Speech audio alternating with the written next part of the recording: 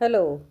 मैं आपके सामने लेके आई हूँ कांसा, घंटा धातु और लुप्त मोम की तकनीक। कौन सी तकनीक? मूर्ति या प्रतिमा बनाने की तकनीक। किस प्रकार से इसको बनाया जाता है कांसा, घंटा धातु और लुप्त मोम को काम में लेते हुए। कांसा एक मिश्र धातु होती है जो तांबे और रागे, रागा मतलब टीन है ना, के मेल से बनती है। घंटा धातु में रागे का अनुपात किसी भी अन्य किस्म के कांसे से अधिक होता है। ठीक है ना। यह घंटे जैसी ध्वनि उत्पन्न करती है। चोलकालीन कांस्य मूर्तियाँ लुप्त मोम तकनीक से बनाई जाती थी। किस चोलकालीन जो मूर्तियाँ थी किससे बनती थी? लुप्त मोम तकनीक से बनती थी।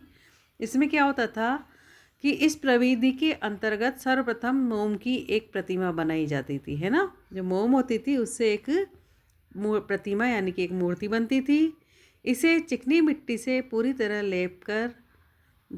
लीप कर सूखने के लिए छोड़ दिया जाता था। मोम की प्रतिमा को किससे? चिकनी मिट्टी से लीपा जाता था और फिर सुखाया जाता था।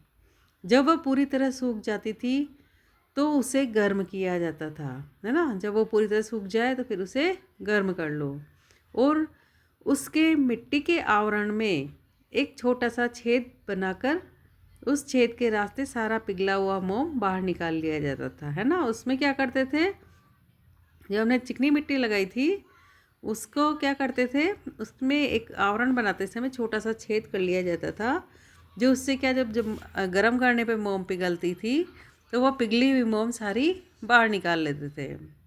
फिर चिकनी मिट्टी के खाली साँचे में उसी छेद के रास्ते पिघली हुई धातु भरती जाती थी।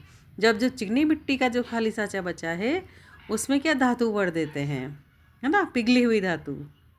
ठीक है। जब वह धातु ठंडी होकर ठोस हो जाती थी तो चिकनी मिट्टी के आवरण को सावधानीपूर्वक हटा दिया जाता था।